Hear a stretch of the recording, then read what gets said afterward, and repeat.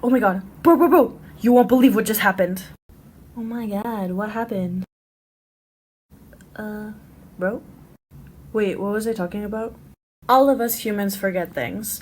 Whether it's where you placed your keys, a homework that you had to do, or someone's birthday. Let's be honest, who actually remembers people's birthdays? Now, forgetting where you place your keys in the morning may be super annoying, but it is a blessing that we know how to forget things. This sounds super odd, but it actually helps us not be anxious and not be overwhelmed with all of the hullabaloo that happens in our life.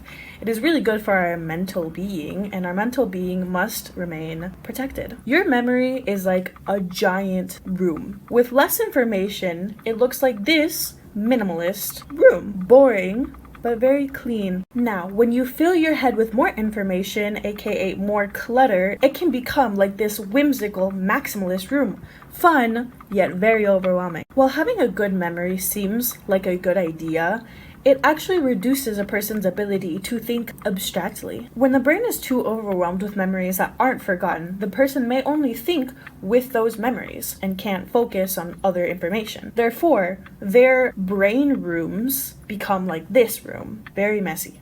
Forgetting unwanted or unnecessary memories is what organizes this messy room. So instead of this room, it turns into this room. And while the memories still stay there, it's like you shoved all of the unwanted things under your bed, the things that shall not be seen. Now, there may be times where the clutter in this room overflows and old and outdated information can leak over new information. This process is known as proactive interference. On the flip side, one day you may gain a new shiny vase of information, yet your brain will have nowhere to store it. So, occasionally, this new information can cover up old information and disrupt or disorient this old information, and this is called retroactive interference. Now, not all is cover up and negative though. There is something called positive transfer. Positive transfer is where old information assists new information. You can't talk about forgetting without big forgetting. Now, there are cases where your little brain goes too ham on its spring cleaning and can cause severe memory loss. This often occurs after severe head trauma, not just because your brain is a good maid. Extreme memory loss is called amnesia, and the two types of amnesia are anterograde amnesia and retrograde amnesia. Retrograde amnesia is when people's long-time memory storage gets completely wiped out. These are the cases where people completely forget who they are and do not remember anything about their life. Anterograde amnesia is where you remember what has been and you remember your life, but cannot create new memories. So therefore, those affected with anterograde amnesia are stuck in an endless loop as they age. I am 19 years old. Does this look like the face of a 19-year-old to you? With careful testing of those who suffer from anterograde amnesia, a unique property has been revealed. These people still have the ability to learn.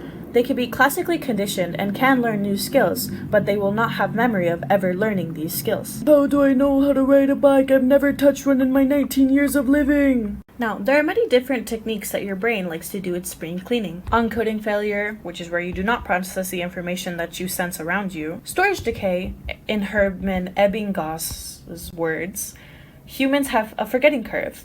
Information that you learn rapidly gets forgotten, but then levels out over time. Retrieval failure, which is a lack of information in relation to the memory you want to conjure. This is also known as tip-of-the-tongue forgetting. Finally, there is motivated forgetting, which is where your brain willfully forgets information in order to protect you and or your dignity. This is a highly debated topic since most experts say that someone is more likely to remember trauma in order to prevent it from happening again, aka a normal survival instinct. Either way, we need to appreciate how our brain protects us by forgetting things. It makes your life a lot less stressful and a lot less cluttered, and makes you enjoy the memories that are up in your brain. So, thank you, brain.